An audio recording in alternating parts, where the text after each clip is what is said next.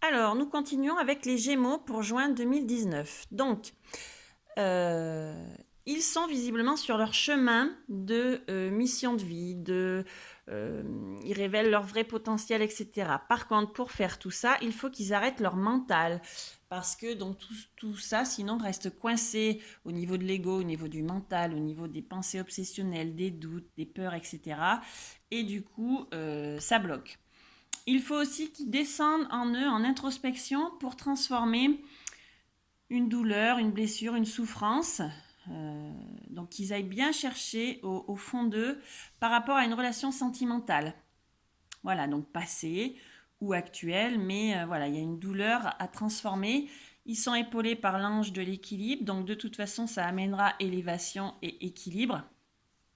Donc, pas de souci. Par contre, bien sûr, il faut faire le travail et arrêter ce mental. Ils sont dans une période de mouvement, de changement, de transformation. Euh, mais par contre, ça prend un petit peu de temps et c'est vraiment en eux. La maison, c'est pas forcément la maison, l'habitation, ça peut être aussi la maison, son intérieur, son temple sacré en nous, où voilà, il y a la créativité, il y a tout ça. Et donc voilà, c'est une transformation en eux à l'été, donc 21 juin, période idéale, et ça les amène vers la guérison et le bonheur. Donc bien se relier à la nature également, quand on est en période de guérison émotionnelle, la nature est très importante, et puis comme ça, ils auront leur intuition et leur synchronicité et leurs signes, ils seront donc mieux guidés. Il faut aussi qu'ils arrêtent la comparaison, qu'ils se disent bien que ça reste des êtres uniques, euh, et qui retrouve cette espèce de joie de l'enfant, cette espièglerie, donc pour être prêt à accueillir le frais, le neuf, pour être donc dans la créativité, dans la joie et dans cette innocence de l'enfant, comme s'ils vont renaître. Et c'est donc un nouveau départ. Ça les amène en plus à éveiller leur septième chakra, donc à avoir la compréhension et la connaissance. On a de nouveau la convoitise qu'on a eue également pour les béliers et les taureaux. Donc c'est tout ce qui est les plaisirs, pas forcément charnel, mais tout ce qui est plaisir. Donc par rapport à tout ça, et ben pareil, une introspection, comme le vieux monsieur en haut. Là, c'est à peu près la même signification. C'est le désert, c'est la solitude, c'est le restreint en soi, c'est l'isolement. C'est donc cette introspection.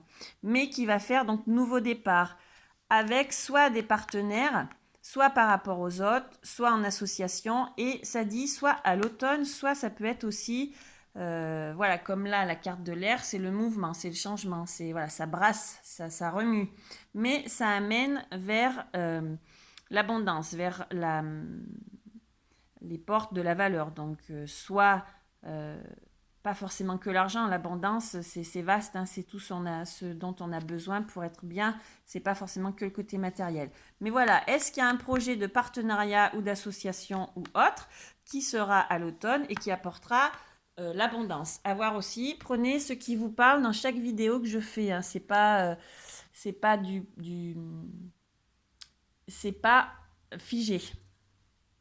On nous dit de vous purifier et de protéger votre énergie. Donc faites des petits rituels avec de la sauge ou du gros sel, enfin ce que vous avez l'habitude de faire pour donc purifier, protéger votre énergie. Donc de maison, mais vous aussi. Voilà. Et les murmures de guérison vous conseillent de faire des répétitions mentales, c'est-à-dire, comme on le sait, la pensée crée. Donc ayez des pensées positives. Répétez-vous des choses positives vous concernant et tout ira bien. Donc voilà, les Gémeaux, calmez votre mental, transformez cette souffrance par rapport à une relation amoureuse. Faites ce travail d'introspection, ce projet à l'automne ou pas, mais voyez ce qui vous parle et bon mois de juin, c'est le vôtre en plus, alors profitez-en.